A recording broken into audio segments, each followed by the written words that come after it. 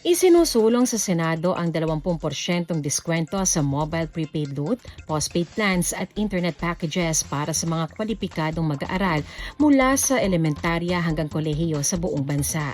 Nakapaloob ito sa Senate Bill No. 2275 o Student Loan Discount Act na naglalayong magkaloob ng direktang tulong pampinansyal sa mga estudyante at pamilyang nahihirapang tustusan ang mga pangangailangan sa digital learning. Saklaw ng panukala ang mga Pilipinong mag-aaral na kasalukuyang naka-enroll sa elementarya at sekundarya, technical vocational education at higher education o kolehiyo.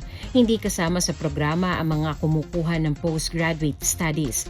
Nakatakdang magagamit ang diskwento sa buong taon, kabilang ang Sabado, Linggo at mga opisyal na holiday.